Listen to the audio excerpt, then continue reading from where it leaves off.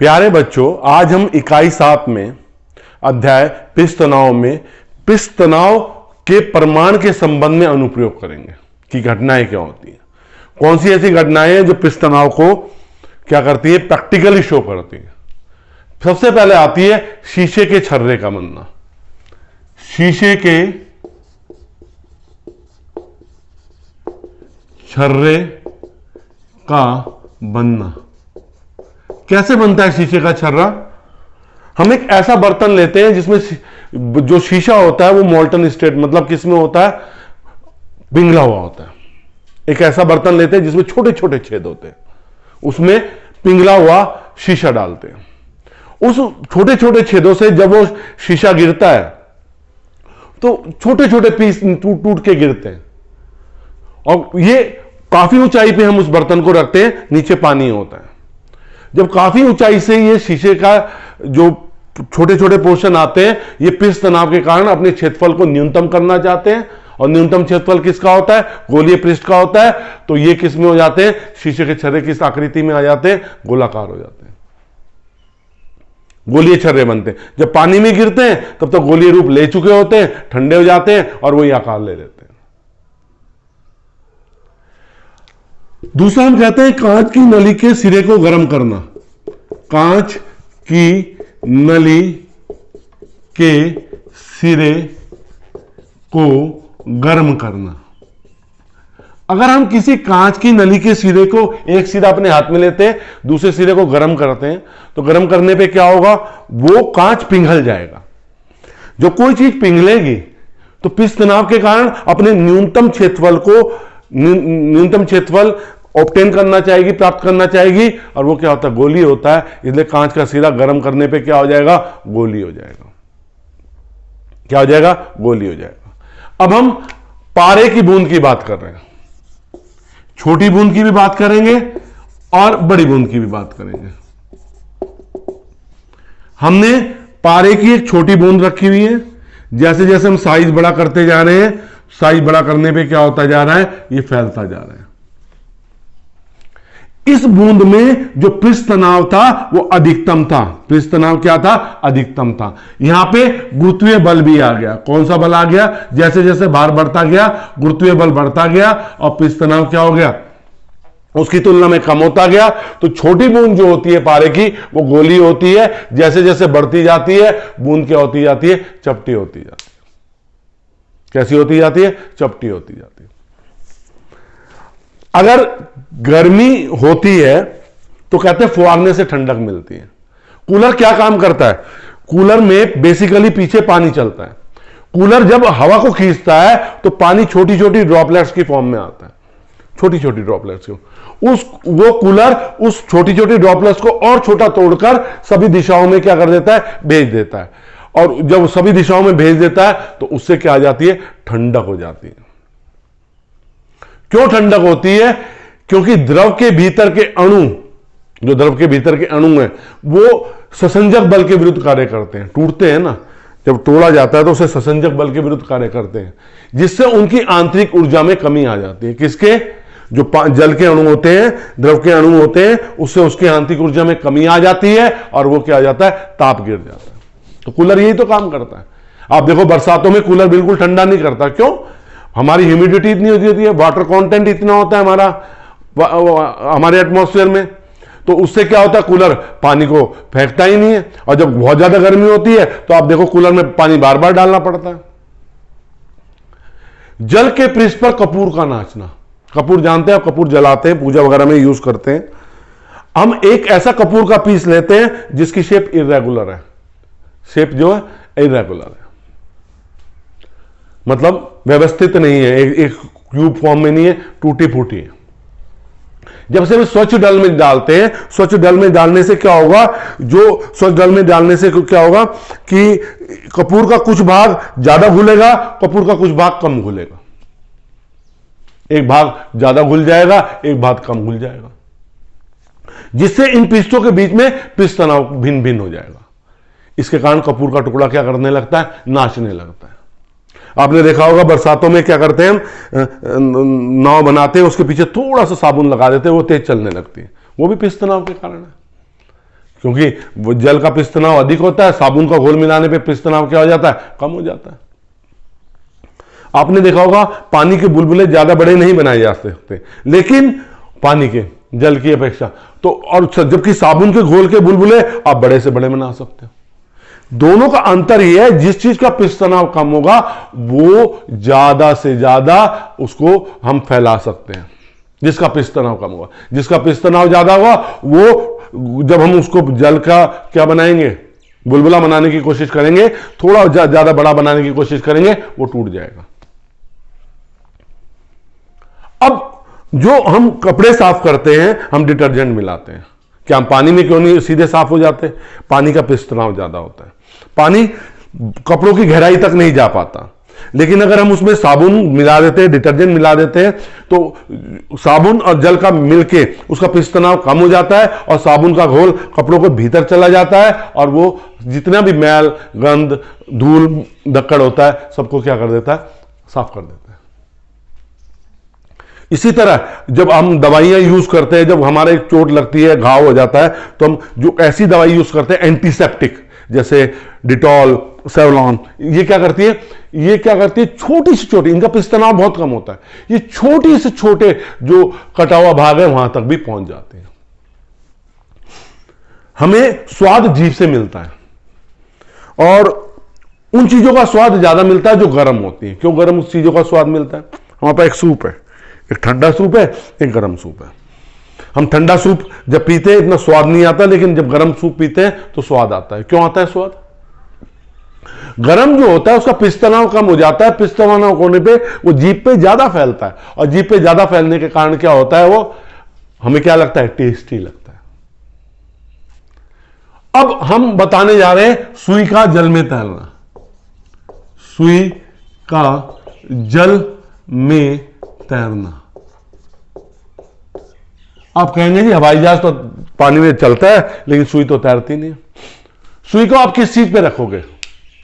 शाही सोखते paper में, शाही सोखते में paper में रखकर उसे जेंटली, बहुत ही सावधानी पूर्वक पानी में रख दोगे। अब शाही सोखता पेपर क्या करेगा? शाही को सोख लेगा। उसने सोख ली शाही, उसने शाही को सोख लिया। अब क्या होगा? शाही सोखने पे जो आपकी सुई है वो तैरती रहेगी। इसका मुख्य कारण क्या है? पिष्ट तनाव। क्यों? हमारे की द्रव का पिष्ट एक तनी हुई रबर की झिल्ली की तरह कार्य करता है। किसकी तरह? तनी हुई रबर की झिल्ली की तरह कार्य करता है। तो उस पिष्ट तनाव के कारण पिष्ट जो सुई है अपने भार के कारण किसको दबाएगी? पिष्ट को दबाएगी, जिससे एक छोटा सा गड्ढा बन जाएगा। गड्ढा बन जाने पे वहां एक क्या बन जाता है? मुक्त पृष्ठ का क्षेत्रफल बन जाता है। गड्ढे वाले स्थान पे जल के मुक्त पृष्ठ का क्षेत्रफल क्या हो जाता है? बढ़ जाता है। क्षेत्रफल बढ़ गया। पहले क्षेत्रफल ऐसे था, अब ये देखो, अब मैं आपको डायग्राम बता रहा हूं। ये हमारी सुई है, इसने ऐसे जल था और देखो यूं मुड़ गया जल। जल के ऐसे मुड़ने से ये जो भाग वक्रीय भाग आया तो जल के पृष्ठ का क्षेत्रफल बढ़ गया। तब पृष्ठ के क्षेत्रफल को कम करने के लिए पिष्ट तनाव को हम किसको करेंगे? ये पिष्ट तनाव ऐसे काम कर रहे हैं, हमारे ऐसे काम कर रहे हैं। ये जल है हमारा और इस सुई का भार नीचे की ओर कार्य कर रहा है। तो हम क्या करेंगे? इसे घटकों में वियोजित करेंगे। कैसे करेंगे? घटकों में वियोजित कर देंगे। ये थीटा कोण पे, ये थीटा कोण पे, तो ये क्या आ जाएगा? T cos theta. ये टी तनाव है और यहां पे क्या आ जाएगा? T sine theta. इसका भी यहां पे क्या आ जाएगा? टी कॉस थीटा आ जाएगा और यहां पे क्या आ जाएगा? T sine theta. और भार कैसे काम कर रहा है? नीचे की ओर। तो 2t साइन थीटा किसको संतुलित कर लेगा? सुई के भार को संतुलित कर लेगा, क्योंकि पिष्ट तनाव अब इस समय इसको क्या कर रहा है? जो क्षैतिज घटक है वो तो एक दूसरे को निरस्त कर गए, क्षैतिज घटकों ने एक दूसरे को निरस्त कर दिया, लेकिन जो सुई के भार को 2t साइन थीटा ऊर्ध्वाधर घटकों ने संतुलित कर दिया, इसलिए सुई क्या करती है? तैरती रहती है। अब हम बात करने जा रहे हैं किसकी? कांच की नली में द्रव के मुक्त पृष्ठ की आकृति। कांच की नली में द्रव के मुक्त पृष्ठ की आकृति। कांच की नली इसलिए कहा कि कांच की नली ट्रांसपेरेंट होती है, उसमें पृष्ठ हमें दिखाई देता। हम अगर किसी वैसे बर्तन में डालेंगे तो हमें पृष्ठ दिखाई नहीं देता है। इस कारण से हमने किस में डाला, हमने इसको डाला कांच की नली में। तो कांच की नली में जब हम पानी को डालेंगे या पारे को डालेंगे तो क्या आकृति एक आएगी? नहीं। जैसे मैंने आपको पहले बिगनिंग में भी बताया था, जो चीजें भिगोती हैं उनका ससंजक बल कम होता है, और जो चीज भिगोती नहीं है उनका ससंजक बल ज्यादा होता है। पारा कांच को नहीं भिगोता, पारा कांच को नहीं भिगोता, जबकि जल कांच को भिगोता है। तो इसी कारण से इसमें आकृति में अंतर आता है। कांच की नली में, कांच की नली में किसकी आकृति है? मुक्त पृष्ठ की, द्रव डालेंगे ना उसमें, मुक्त पृष्ठ की आकृति। कांच की नली में द्रव के मुक्त पृष्ठ की आकृति। ये देखो, ये कांच है, हमने इसमें जल डाला, जल की आकृति ऐसी आई, हमने इसमें जल डाला। मैं आपको यहां पे बता दूं, सी का मतलब ससंजक बल है, ससंजक बल।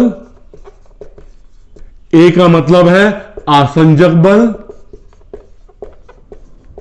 और आर का मतलब है परिणामी बल।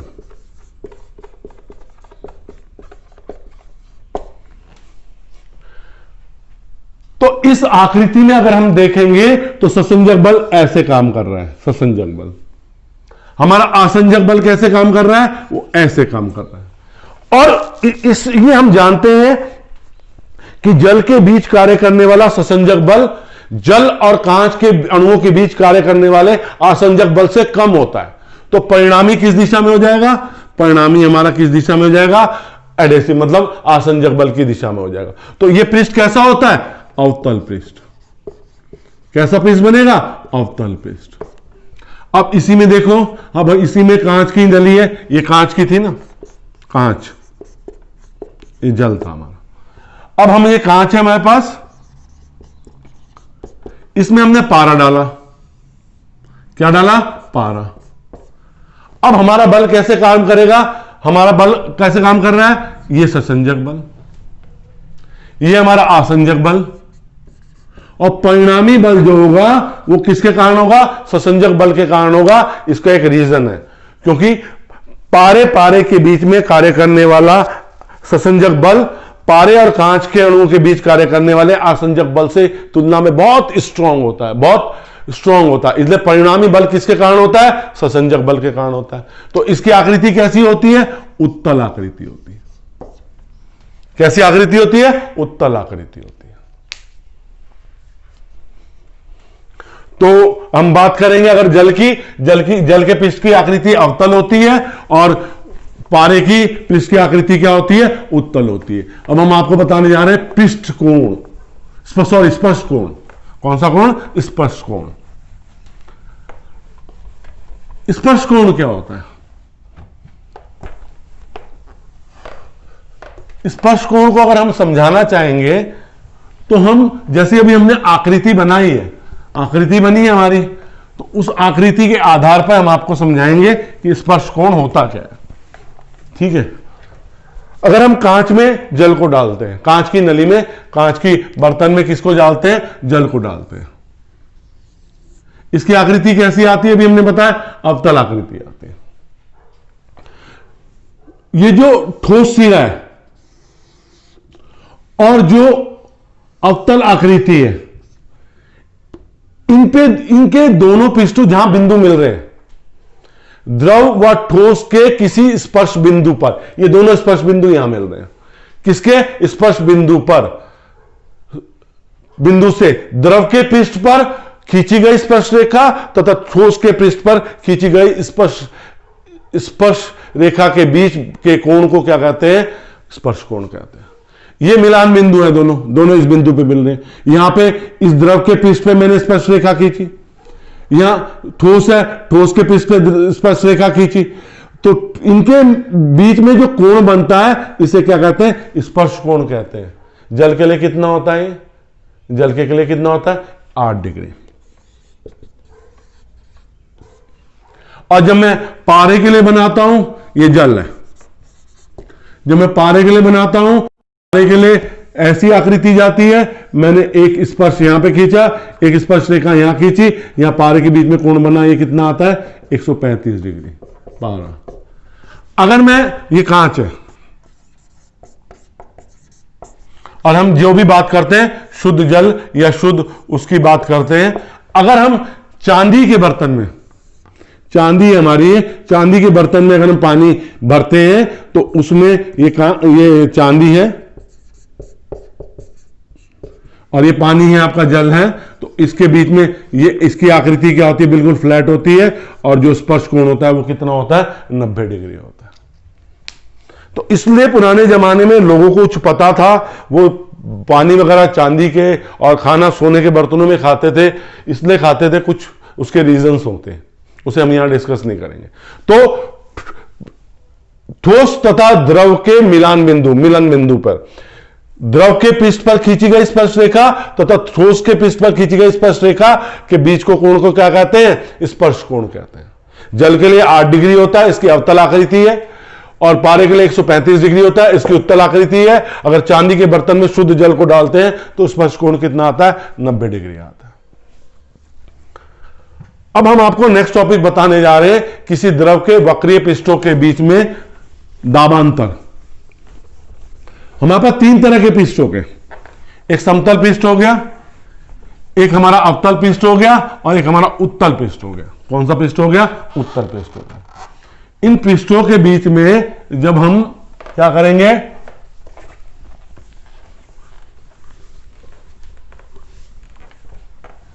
दाबांतर की गणना करेंगे, तो कैसे करेंगे? किसी द्रव के,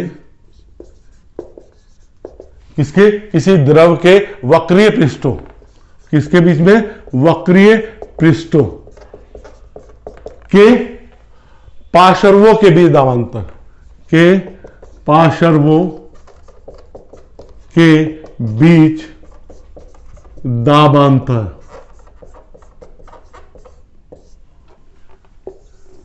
मतलब pressure difference across the curved surface of a liquid. अगर हम एक समतल पृष्ठ की बात करते हैं, ये हमारा समतल पृष्ठ है, ध्यान से समझ, ये स्पर्श रेखा, ये पृष्ठ तनाव ऐसे काम कर रहा है, एक दूसरे को कैंसिल कर रहा है, समतल पृष्ठ में कोई दाबांतर नहीं होता, क्योंकि यहां परिणामी बल क्या है? 0। प्रत्येक अणु पे, हमने एक अणु की बात करी, ये अणु है हमारा, इस पे जो पृष्ठ तनाव इस दिशा में, पृष्ठ तनाव इस दिशा में, मतलब क्षैतिज काम कर रहे हैं, एक दूसरे को निरस्त कर देते हैं, परिणामी बल 0 हो गया, इसलिए कोई दाबांतर नहीं होता। किसमें? समतल पृष्ठ में। अगर हम अवतल पृष्ठ की बात करते हैं, किसकी बात करते हैं? ये कौन सा पृष्ठ है? अवतल पृष्ठ। इस पे जो पृष्ठ तनाव है वो ऐसे काम करेगा, सीधी सी बात है। कैसे काम करेगा पृष्ठ तनाव? ऐसे काम करेगा, ठीक है। तो ये कितना कोण बना रहे हैं? थीटा। ये कोण कितना बना रहे हैं? थीटा। तो यहां घटक कौन सा आ जाएगा? T cos theta. यहां पे घटक क्या आ जाएगा? टी कॉस थीटा इसका, और इसका टी कॉस थीटा इस दिशा में आया, तो यहां पे क्या आया? T sine theta. इसका घटक कौन कितना आया? T sine theta. और ये, तो इस पे जो एक परिणामी बल है, इस पे जो एक परिणामी बल है ऊपर की ओर कार्य कर रहा है। किसकी तरफ कार्य कर रहा है? परिणामी बल। एक परिणामी बल किसकी तरफ कार्य कर रहा है? इस अणु पर ऊपर की ओर कार्य कर रहा है, परिणामी बल। और इसे संतुलित करने के लिए दाब कैसे काम करेगा? नीचे की ओर, नीचे की ओर। किसकी बात करेगा? नीचे की ओर। तो यहां नीचे की ओर दाबांतर क्या होगा? ज्यादा होगा। इस बल को संतुलित करने के लिए एक, क्योंकि कोई भी अणु जो स्थित है किसके? द्रव के पृष्ठ पर, वो साम्यावस्था में होता है, उसका परिणामी बल क्या होता है? 0 होता है। तो उस अणु को अब संतुलित करने के लिए, जिस पे एक परिणामी बल में ऊपर की ओर नजर आ रहा है, उसके लिए क्या, उसको संतुलित करने के लिए अवतल भाग पर नीचे की ओर दाब अधिक होता है। इसे क्या, ये किसके बराबर होता है? जो अधिक दाब होता है डेल्टा पी, वो होता है 2T/R। यहां टी पिष्ट तनाव है और आर उस अणु की क्या है, त्रिज्या है। अगर हम उत्तल पिष्ट की बात करते हैं, देखो ये उत्तल पिष्ट आ रहा है, कौन सा पिष्ट आ रहा है, उत्तल पिष्ट आ रहा है। ये उत्तल पिष्ट पे पिष्ट तनाव कैसे काम कर रहे हैं, देखो ऐसे काम कर रहे हैं। ये कितना कोण बना रहे हैं ऐसे, थीटा। तो ये घटक कौन सा हो गया, टी कॉस थीटा। इसका घटक क्या हो गया, टी कॉस थीटा। हम इस अणु पे बात कर रहे हैं, तो इस दिशा में क्या हो जाएगा, T sine theta, T sine theta. तो परिणामी बल कैसे काम कर रहा है हमारा, नीचे की ओर। हमारा परिणामी बल नीचे की ओर कार्य कर रहा है। इस परिणाम, क्योंकि यह अणु तो संतुलित है, यह अणु संतुलित है, तो उसको बैलेंस करने के लिए एक दाबांतर उत्पन्न हो जाता है जो ऊपर की ओर कार्य करता है, क्योंकि अणु तो हमारा संतुलित अवस्था में। तो इसका मतलब ऊपर की ओर दाब क्या होगा, अधिक होगा। इसमें दाब नीचे की ओर अधिक था, दाबांतर था, दाबांतर वही आएगा, delta P is equal to 2t upon R. दाबांतर अधिक दाब यही आएगा जो अधिक दाब है। ये कौन सा दाब है, अधिक दाब, अधिक दाब, अधिक दाब इतना ही होगा। तो इसका मतलब क्या है, जब हमारा किसी द्रव का पिष्ट समतल होता है तो उसमें परिणामी बल शून्य होता है, कोई दाबांतर नहीं होता। लेकिन अगर अवतल पिष्ट होता है तो अवतल पिष्ट के अणु को साम्यावस्था में, संतुलन में रखने के लिए उस पर एक परिणामी बल, क्योंकि ऊपर की ओर कार्य कर रहा है तो दाब नीचे की ओर कार्य करता है। ये अधिक दाब किसके बराबर होता है, 2t अपॉन r के बराबर होता है। अब अगर हम उत्तल पिष्ट की बात करेंगे, कौन सा पिष्ट है, उत्तल पिष्ट है। उत्तल पिष्ट में जो परिणामी बल है नीचे की ओर कार्य कर रहा है, तो उसे संतुलित करने के लिए उत्तल जो दाब जो होता है वो किसकी तरफ, दाब क्या होगा, ऊपर की ओर अधिकतम होगा। तो द्रव, किसी द्रव के वक्रीय पिष्टे के दो पार्श्वों के बीच में दाबांतर क्या होगा, समतल पिष्ट में दाबांतर नहीं होगा, अवतल पिष्ट में दाबांतर होगा, लेकिन ऊपर की ओर कार्य, नीचे की ओर कार्य करेगा। इसमें दाबांतर होगा, ये ऊपर की ओर कार्य करेगा। प्यारे बच्चों, मैं आपको बहुत साधारण सरल भाषा में वीडियो उपलब्ध करा रहा हूं। बेटे मेरी ये कोशिश है, मेरे व्यू में साधारण सरल भाषा है, और आपको समझ में आ रही है तो मैं अपने मकसद में क्या आ रहा हूं, कामयाब हो रहा हूं।